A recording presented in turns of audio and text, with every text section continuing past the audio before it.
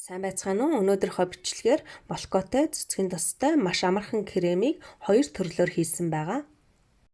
Ингээд эхэлцгээе. Орцонд маань 300 г цэцгийн тос, 400 г молоко орно.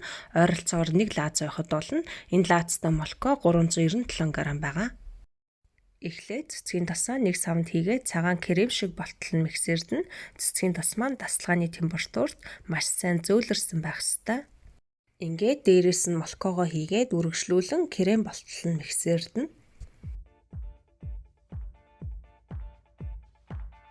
Крем маань ийм болсон байна.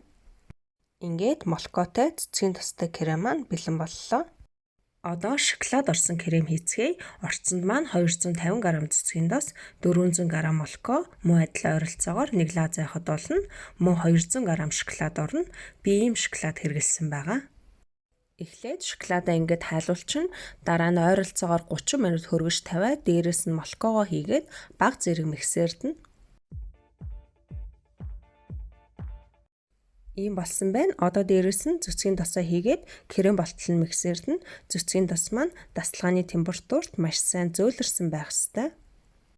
Хэрвээ кремд маань цэцгийн тосны жижигхэн бүндгэр юм эсвэл арилтал нь өргөжлүүлэн миксердэн. Крем маань шингэн болчвол хэсэг хугацаанд хөргөгчөнд байлгаарай. Эргээд өтгөн болчихно. Ингээд крем маань бэлэн боллоо. Кремээ хөргөгчөнд 5-7 хоног дасгалгааны температурт 1-2 хоног хадгалж болно. Өнөөдрийнхөө бичлэгээр маш амархан, маш гоё амттай крем хийлээ. Асуулт байвал доор комент хэсэгт үлдээгээрэй. Амжилт хүсье. Дараагийн бичлэг хүртэл түр баяртай.